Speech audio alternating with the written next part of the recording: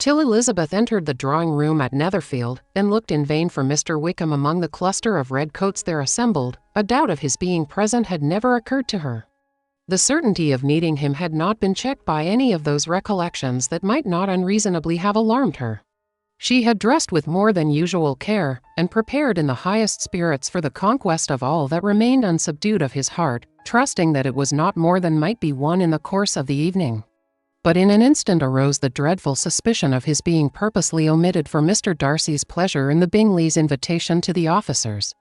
And though this was not exactly the case, the absolute fact of his absence was pronounced by his friend Denny, to whom Lydia eagerly applied, and who told them that Wickham had been obliged to go to town on business the day before, and was not yet returned, adding, with a significant smile, "I do not imagine his business would have called him away just now, if he had not wanted to avoid a certain gentleman here." This part of his intelligence, though unheard by Lydia, was caught by Elizabeth, and, as it assured her that Darcy was not less answerable for Wickham's absence than if her first surmise had been just, every feeling of displeasure against the former was so sharpened by immediate disappointment, that she could hardly reply with tolerable civility to the polite inquiries which he directly afterwards approached to make.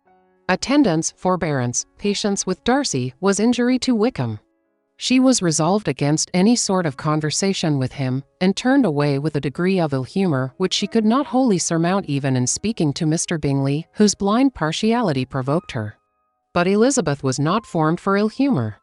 And though every prospect of her own was destroyed for the evening, it could not dwell long on her spirits. And having told all her griefs to Charlotte Lucas, whom she had not seen for a week, she was soon able to make a voluntary transition to the oddities of her cousin, and to point him out to her particular notice. The first two dances, however, brought a return of distress. They were dances of mortification. Mr. Collins, awkward and solemn, apologizing instead of attending, and often moving wrong without being aware of it, gave her all the shame and misery which a disagreeable partner for a couple of dances can give. The moment of her release from him was ecstasy.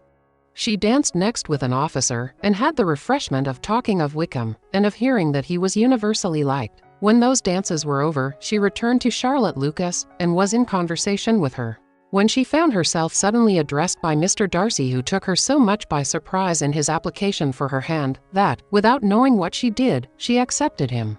He walked away again immediately, and she was left to fret over her own want of presence of mind. Charlotte tried to console her. "I dare say you will find him very agreeable." "Heaven forbid! That would be the greatest misfortune of all. To find a man agreeable whom one is determined to hate. Do not wish me such an evil." When the dancing recommenced, however, and Darcy approached to claim her hand, Charlotte could not help cautioning her in a whisper not to be a simpleton, and allow her fancy for Wickham to make her appear unpleasant in the eyes of a man 10 times his consequence. Elizabeth made no answer, and took her place in the set, amazed at the dignity to which she was arrived in being allowed to stand opposite to Mr. Darcy, and reading in her neighbors' looks their equal amazement in beholding it.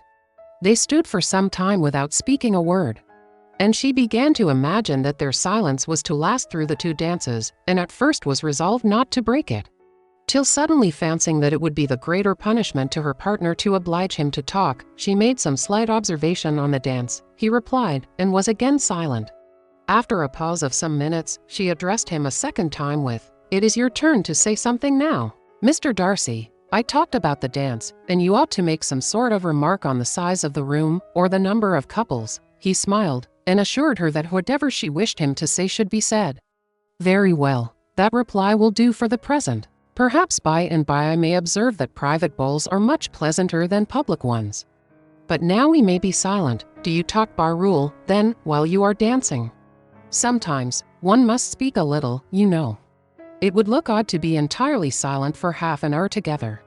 And yet for the advantage of some, conversation ought to be so arranged as that they may have the trouble of saying as little as possible. Are you consulting your own feelings in the present case, or do you imagine that you are gratifying mine?" "Both," replied Elizabeth archly, "for I have always seen a great similarity in the turn of our minds. We are each of an unsocial, taciturn disposition, unwilling to speak, unless we expect to say something that will amaze the whole room, and be handed down to posterity with all the éclat of a proverb. This is no very striking resemblance of your own character, I am sure," said he. "How near it may be to mine, I cannot pretend to say. You think it a faithful portrait undoubtedly. I must not decide on my own performance." He made no answer, and they were again silent till they had gone down the dance, when he asked her if she and her sisters did not very often walk to Meryton. She answered in the affirmative, and, unable to resist the temptation, added, "When you met us there the other day, we had just been forming a new acquaintance." The effect was immediate. A deeper shade of hauteur overspread his features, but he said not a word, and Elizabeth, though blaming herself for her own weakness, could not go on. At length Darcy spoke, and in a constrained manner said, "Mr. Wickham is blessed with such happy manners as may ensure his making friends. Whether he may be equally capable of retaining them is less certain. He has been so unlucky as to lose your friendship," replied Elizabeth with emphasis, "and in a manner which he is likely to suffer from all his life." Darcy made no answer, and seemed desirous of changing the subject. At that moment, Sir William Lucas appeared close to them, meaning to pass through the set to the other side of the room. But on perceiving Mr. Darcy, he stopped with a bow of superior courtesy to compliment him on his dancing and his partner. "I have been most highly gratified indeed, my dear sir. Such very superior dancing is not often seen. It is evident that you belong to the first circles. Allow me to say, however, that your fair partner does not disgrace you, and that I must hope to have this pleasure often repeated, especially when a certain desirable event, my dear Eliza," glancing at her sister, "and Bingley shall take place. What congratulations will then flow in. I appeal to Mr. Darcy, but let me not interrupt you, sir. You will not thank me for detaining you from the bewitching converse of that young lady, whose bright eyes are also upbraiding me." The latter part of this address was scarcely heard by Darcy, but Sir William's allusion to his friend seemed to strike him forcibly, and his eyes were directed with a very serious expression towards Bingley and Jane, who were dancing together. Recovering himself, however, shortly, he turned to his partner, and said, "Sir William's interruption has made me forget what we were talking of. I do not think we were speaking at all." Sir William could not have interrupted two people in the room who had less to say for themselves. "We have tried 2 or 3 subjects already without success, and what we are to talk of next I cannot imagine. What think you of books?" said he, smiling. "Books? Oh, no. I am sure we never read the same, or not with the same feelings. I am sorry you think so. But if that be the case, there can at least be no want of subject. We may compare our different opinions. No, I cannot talk of books in a ballroom. My head is always full of something else. The present always occupies you in such scenes, does it?" said he, with a look of doubt. "Yes, always," she replied, without knowing what she said, for her thoughts had wandered far from the subject. As soon afterwards appeared by her suddenly exclaiming, "I remember hearing you once say, Mr. Darcy, that you hardly ever forgave, that your resentment once created was unappeasable. You are very cautious, I suppose, as to its being created." "I am," said he, with a firm voice. "And never allow yourself to be blinded by prejudice?" "I hope not. It is particularly incumbent on those who never change their opinion, to be secure of judging properly at first. May I ask to what these questions tend?" "Merely to the illustration of your character," said she, endeavoring to shake off her gravity. "I am trying to make it out. And what is your success?" She shook her head. "I do not get on at all. I hear such different accounts of you as puzzle me exceedingly." "I can readily believe," answered he gravely, "that reports may vary greatly with respect to me. And I could wish, Miss Bennett, that you were not to sketch my character at the present moment, as there is reason to fear that the performance would reflect no credit on either. But if I do not take your likeness now, I may never have another opportunity." "I would by no means suspend any pleasure of yours," he coldly replied. She said no more, and they went down the other dance and parted in silence. And on each side dissatisfied, though not to an equal degree, for in Darcy's breast there was a tolerable powerful feeling towards her, which soon procured her pardon, and directed all his anger against another. They had not long separated, when Miss Bingley came towards her, and with an expression of civil disdain accosted her. "So, Miss Eliza, I hear you are quite delighted with George Wickham. Your sister has been talking to me about him, and asking me 1,000 questions. And I find that the young man quite forgot to tell you, among his other communication, that he was the son of old Wickham, the late Mr. Darcy's steward. Let me recommend you, however, as a friend, not to give implicit confidence to all his assertions. For as to Mr. Darcy's using him ill, it is perfectly false. For, on the contrary, he has always been remarkably kind to him, though George Wickham has treated Mr. Darcy in a most infamous manner.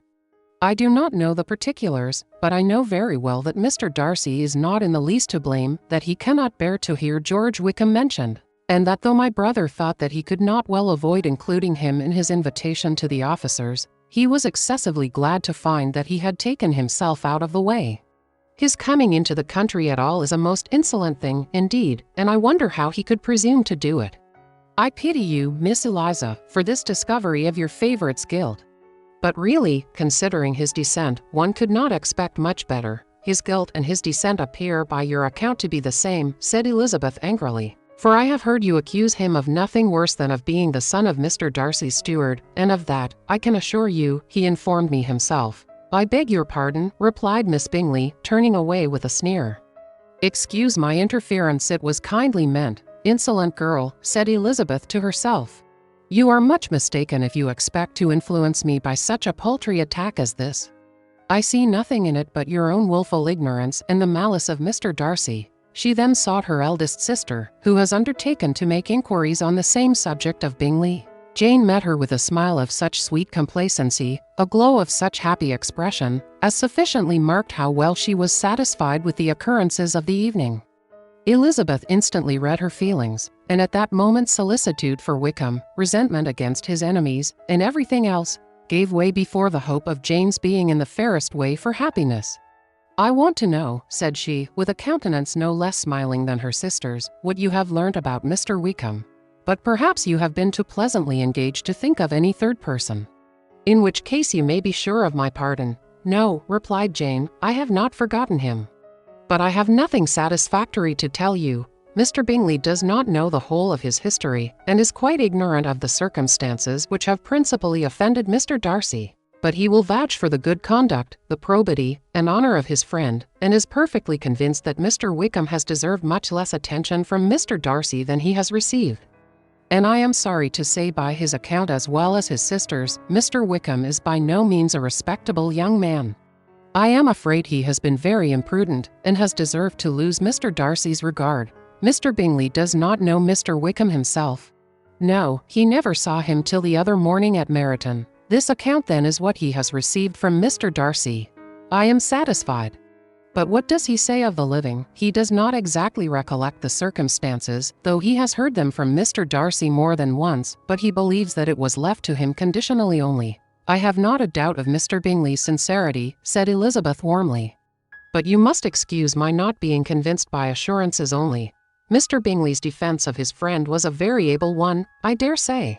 But since he is unacquainted with several parts of the story, and has learnt the rest from that friend himself, I shall venture to still think of both gentlemen as I did before. She then changed the discourse to one more gratifying to each, and on which there could be no difference of sentiment. Elizabeth listened with delight to the happy, though modest hopes which Jane entertained of Mr. Bingley's regard, and said all in her power to heighten her confidence in it. On their being joined by Mr. Bingley himself, Elizabeth withdrew to Miss Lucas, to whose inquiry after the pleasantness of her last partner she had scarcely replied, before Mr. Collins came up to them, and told her with great exultation that he had just been so fortunate as to make a most important discovery. I have found out, said he, by a singular accident, that there is now in the room a near relation of my patroness. I happened to overhear the gentleman himself mentioning to the young lady who does the honors of the house the names of his cousin Miss de Bourgh, and of her mother Lady Catherine. How wonderfully these sort of things occur! Who would have thought of my meeting with, perhaps, a nephew of Lady Catherine de Bourgh in this assembly? I am most thankful that the discovery is made in time for me to pay my respects to him, which I am now going to do, and trust he will excuse my not having done it before. My total ignorance of the connection must plead my apology.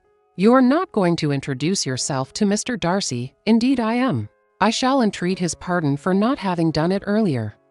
I believe him to be Lady Catherine's nephew. It will be in my power to assure him that her ladyship was quite well yesterday se'night. Elizabeth tried hard to dissuade him from such a scheme, assuring him that Mr. Darcy would consider his addressing him without introduction as an impertinent freedom, rather than a compliment to his aunt.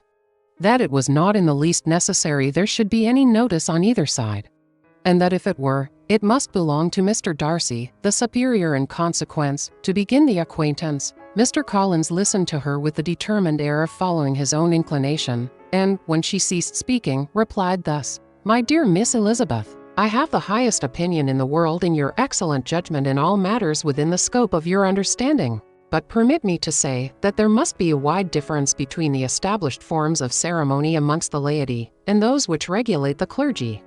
For, give me leave to observe that I consider the clerical office as equal in point of dignity with the highest rank in the kingdom, provided that a proper humility of behavior is at the same time maintained. You must therefore allow me to follow the dictates of my conscience on this occasion, which leads me to perform what I look on as a point of duty. Pardon me for neglecting to profit by your advice, which on every other subject shall be my constant guide. Though in the case before us I consider myself more fitted by education and habitual study to decide on what is right than a young lady like yourself." And with a low bow he left her to attack Mr. Darcy, whose reception of his advances she eagerly watched, and whose astonishment at being so addressed was very evident. Her cousin prefaced his speech with a solemn bow, and though she could not hear a word of it, she felt as if hearing it all, and saw in the motion of his lips the words apology, Hunsford, and Lady Catherine de Bourgh. It vexed her to see him expose himself to such a man. Mr. Darcy was eyeing him with unrestrained wonder, and when at last Mr. Collins allowed him time to speak, replied with an air of distant civility. Mr. Collins, however, was not discouraged from speaking again, and Mr. Darcy's contempt seemed abundantly increasing with the length of his second speech, and at the end of it he only made him a slight bow and moved another way. Mr. Collins then returned to Elizabeth. "I have no reason, I assure you," said he, "to be dissatisfied with my reception." Mr. Darcy seemed much pleased with the attention. He answered me with the utmost civility, and even paid me the compliment of saying that he was so well convinced of Lady Catherine's discernment as to be certain she could never bestow a favor unworthily.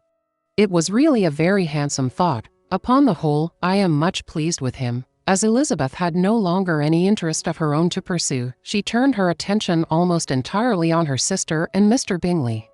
And the train of agreeable reflections which her observations gave birth to made her perhaps almost as happy as Jane. She saw her an idea settled in that very house, in all the felicity which a marriage of true affection could bestow, and she felt capable, under such circumstances, of endeavoring even to like Bingley's two sisters. Her mother's thoughts she plainly saw were bent the same way, and she determined not to venture near her, lest she might hear too much. When they sat down to supper, therefore, she considered it a most unlucky perverseness which placed them within one of each other. And deeply was she vexed to find that her mother was talking to that one person, Lady Lucas, freely, openly, and of nothing else but her expectation that Jane would soon be married to Mr. Bingley. It was an animating subject, and Mrs. Bennet seemed incapable of fatigue while enumerating the advantages of the match. His being such a charming young man, and so rich, and living but 3 miles from them, were the first points of self-gratulation. And then it was such a comfort to think how fond the two sisters were of Jane, and to be certain that they must desire the connection as much as she could do. It was, moreover, such a promising thing for her younger daughters, as Jane's marrying so greatly must throw them in the way of other rich men.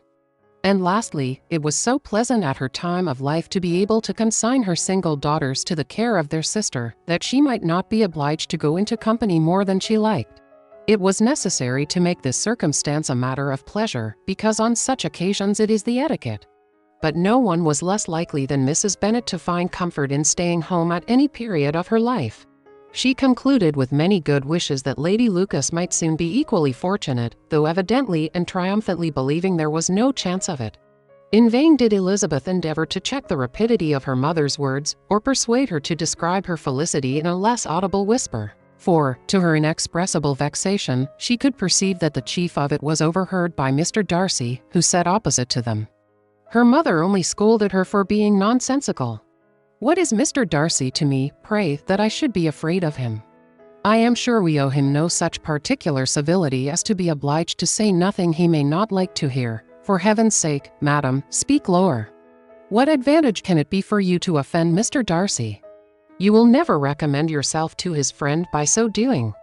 Nothing that she could say, however, had any influence. Her mother would talk of her views in the same intelligible tone. Elizabeth blushed and blushed again with shame and vexation. She could not help frequently glancing her eye at Mr. Darcy, though every glance convinced her of what she dreaded. For though he was not always looking at her mother, she was convinced that his attention was invariably fixed by her. The expression of his face changed gradually from indignant contempt to a composed and steady gravity. At length, however, Mrs. Bennet had no more to say. And Lady Lucas, who had been long yawning at the repetition of delights which she saw no likelihood of sharing, was left to the comforts of cold ham and chicken. Elizabeth now began to revive, but not long was the interval of tranquility. For, when supper was over, singing was talked of, and she had the mortification of seeing Mary, after very little entreaty, preparing to oblige the company. By many significant looks and silent entreaties did she endeavor to prevent such a proof of complaisance, but in vain. Mary would not understand them. Such an opportunity of exhibiting was delightful to her, and she began her song. Elizabeth's eyes were fixed on her with most painful sensations, and she watched her progress through the several stanzas with an impatience which was very ill rewarded at their close. For Mary, on receiving, amongst the thanks of the table, the hint of a hope that she might be prevailed on to favor them again, after the pause of half a minute began another. Mary's powers were by no means fitted for such a display. Her voice was weak, and her manner affected. Elizabeth was in agonies. She looked at Jane to see how she bore it. But Jane was very composedly talking to Bingley. She looked at his two sisters, and saw them making signs of derision at each other, and at Darcy, who continued, however, imperturbably grave. She looked at her father to entreat his interference, lest Mary should be singing all night. He took the hint, and when Mary had finished her second song, said aloud, "That will do extremely well, child. You have delighted us long enough. Let the other young ladies have time to exhibit." Mary, though pretending not to hear, was somewhat disconcerted. And Elizabeth, sorry for her, and sorry for her father's speech, was afraid her anxiety had done no good. Others of the party were now applied to. "If I," said Mr. Collins, "were so fortunate as to be able to sing, I should have great pleasure, I am sure, in obliging the company with an air. For I consider music as a very innocent diversion, and perfectly compatible with the profession of a clergyman. I do not mean, however, to assert that we can be justified in devoting too much of our time to music, for there are certainly other things to be attended to. The rector of a parish has much to do. In the first place, he must make such an agreement for tithes as may be beneficial to himself and not offensive to his patron. He must write his own sermons. And the time that remains will not be too much for his parish duties, and the care and improvement of his dwelling, which he cannot be excused from making as comfortable as possible. And I do not think it of light importance that he should have attentive and conciliatory manner towards everybody, especially towards those to whom he owes his preferment. I cannot acquit him of that duty. Nor could I think well of the man who should omit an occasion of testifying his respect towards anybody connected with the family." And with a bow to Mr. Darcy, he concluded his speech, which had been spoken so loud as to be heard by half the room. Many stared, many smiled, but no one looked more amused than Mr. Bennett himself, while his wife seriously commended Mr. Collins for having spoken so sensibly, and observed in a half-whisper to Lady Lucas that he was a remarkably clever, good kind of young man. To Elizabeth it appeared that, had her family made an agreement to expose themselves as much as they could during the evening, it would have been impossible for them to play their parts with more spirit or finer success. And happy did she think it for Bingley and her sister that some of the exhibition had escaped his notice, and that his feelings were not of a sort to be much distressed by the folly which he must have witnessed. That his two sisters and Mr. Darcy, however, should have such an opportunity of ridiculing her relations was bad enough, and she could not determine whether the silent contempt of the gentlemen or the insolent smiles of the ladies were more intolerable. The rest of the evening brought her little amusement. She was teased by Mr. Collins, who continued most perseveringly by her side, and though he could not prevail on her to dance with him again, put it out of her power to dance with others. In vain did she entreat him to stand up with somebody else, and offer to introduce him to any young lady in the room. He assured her that as to dancing, he was perfectly indifferent to it. That his chief object was by delicate attentions to recommend himself to her, and that he should therefore make a point of remaining close to her the whole evening. There was no arguing upon such a project. She owed her greatest relief to her friend Miss Lucas, who often joined them, and good-naturedly engaged Mr. Collins's conversation to herself. She was at least free from the offense of Mr. Darcy's further notice. Though often standing within a very short distance of her, quite disengaged, he never came near enough to speak. She felt it to be the probable consequence of her allusions to Mr. Wickham, and rejoiced in it. The Longbourn party were the last of all the company to depart, and, by a maneuver of Mrs. Bennett, had to wait for their carriage a quarter of an hour after everybody else was gone, which gave them time to see how heartily they were wished away by some of the family. Mrs. Hurst and her sister scarcely opened their mouths, except to complain of fatigue, and were evidently impatient to have the house to themselves. They repulsed every attempt of Mrs. Bennett at conversation, and by so doing threw a languor over the whole party, which was very little relieved by the long speeches of Mr. Collins, who was complimenting Mr. Bingley and his sisters on the elegance of their entertainment, and the hospitality and politeness which had marked their behavior to their guests. Darcy said nothing at all. Mr. Bennett, in equal silence, was enjoying the scene. Mr. Bingley and Jane were standing together, a little detached from the rest, and talked only to each other. Elizabeth preserved as steady a silence as either Mrs. Hurst or Miss Bingley, and even Lydia was too much fatigued to utter more than the occasional exclamation of "Lord, how tired I am," accompanied by a violent yawn. When at length they arose to take leave, Mrs. Bennet was most pressingly civil in her hope of seeing the whole family soon at Longbourn. Bingley was all grateful pleasure, and he readily engaged for taking the earliest opportunity of waiting on her, after his return from London, whither he was obliged to go the next day for a short time.